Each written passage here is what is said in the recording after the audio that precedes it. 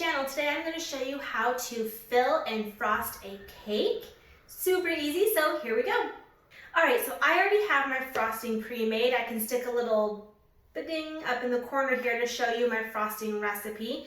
My cakes have baked and been cooled, so if you need those recipes, how I bake my cakes, any of that, I'll stick more little things up here or down in the description so you have all the resources you need. So my first layer is sitting here. I have so much sunlight, it's a little wonky. I'm going to bring you closer so you can see how much frosting I'm putting into this, but I've got my chocolate frosting, my chocolate cake, and let's go ahead and take a closer look here. Alright, now, depending on how thick you want your frosting is how much you're going to stick in here. You have to make sure your cake is all the way cooled because if not, it will melt and then you'll have serious problems. So this is about a cup and a half of frosting.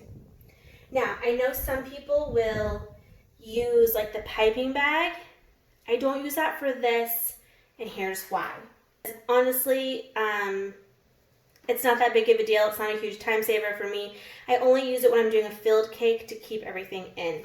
So, this is a good, healthy amount of frosting, and you still can take care of those edges without having to have done a frosting dam. Ooh. So like I said, I really don't find it to be a big time saver because look, this is an 8-inch cake, about a cup and a half of frosting, and my frosting thickness is about a quarter, maybe half an inch thick, kind of in between. It does not have to be perfect. You're going to put your top layer on next, so don't worry about making this perfect. My board is decorated, which is why the foil is here. Once I'm done frosting, I can remove the foil and I'll have a nice clean board. This isn't a wax board like what I would normally use, so that's why the foil is here. You can use plastic wrap, but just to keep the design underneath clean, that is what I'm doing. So once you get this done, you're going to grab your other layer.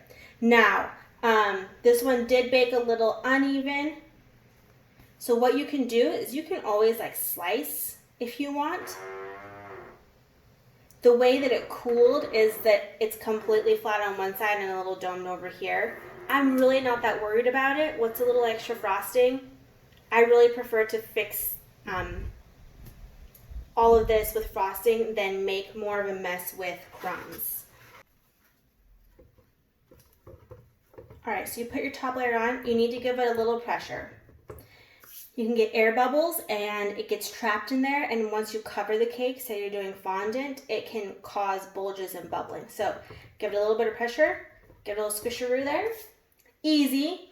We did have a little bit of frosting come out the edge. That is okay. You're not losing a whole lot. Now, the amount of frosting here kind of depends what you're doing next. I'm stacking this and I'm covering it in fondant. So I'm not going to do the frosting super thick. I'm going to do a normal crumb coat and then just come through here in a minute once it's firmed up, and I will do a really small thin layer on top of my crumb coat, and then that'll be it. If I'm doing a cake where I'm just leaving buttercream, then I will do a thicker coat, and I'll show you that here in just a second. But offset spatulas are going to be your best friend. That's what this is. As you go around, you can work that frosting back into where there's gaps. So just, working it. And this is in the way. We have a whole theme going on here. Hence all these decorations everywhere if you can see them.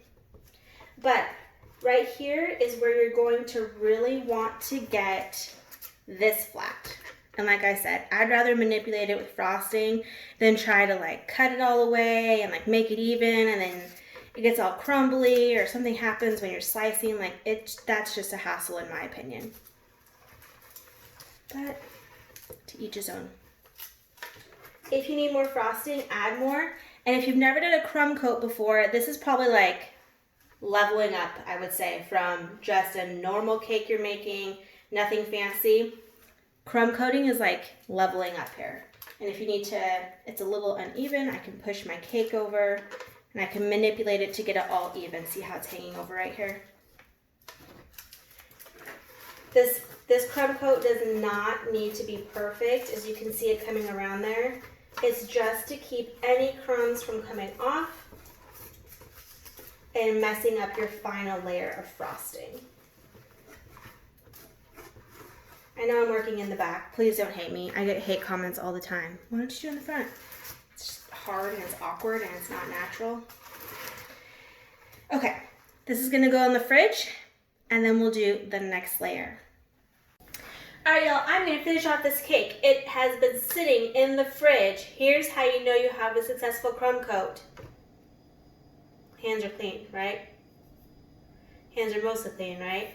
Anyway, I can touch the cake, I can handle it, and I'm not getting covered in frosting. This is a really good point where you can also continue to fix, especially since the cake is cool.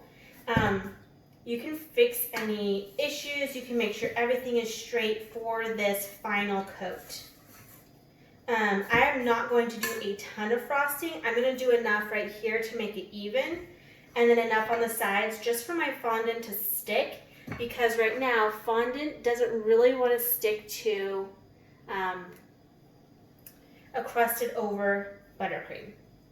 So I'm going to sit and place all those. This is probably too much frosting. That's okay, I'll wipe it off. So like I said, I'm doing just enough to make it even with this other side that was a little bit higher. And then I'm gonna do just a smidgen and sharpen up my edges here on the rest of the cake. Now, if you were going to have this be your final coat, keep it thick. The thicker the better, because if you still try to keep it thin, you might see through the cake, and you don't want to see the cake. That's the whole reason you're putting a second layer on. So the thicker you make it, the less likely you are to see any of those cake spots. And the second layer is really where you can fix imperfections, like how I'm fixing this to make it more balanced. See how it looks more balanced now? And to get your sharp edges, your clean edges. I whipped the heck out of this frosting, so there is air bubbles, but it's okay because no one's gonna see it. I didn't want it to be too heavy. Anyway, so just keep working around. Again, sorry, I'm working in the back. It's just what makes sense. You'll see it as it comes around. And I'm just smoothing back and forth. I'm not doing anything special. I'm just adding some extra frosting so I can stick all my fondant on. If you're going to be covering it in fondant, I would really keep it in the fridge for quite some time so that it's really firm throughout. And as you apply pressure, it's not going to mess up the shape of your cake or manipulate it in ways you don't want it manipulated. And I'm going to show you this right here. Even though I put a second coat on, you can see through. The second coat really just filled in to make it even.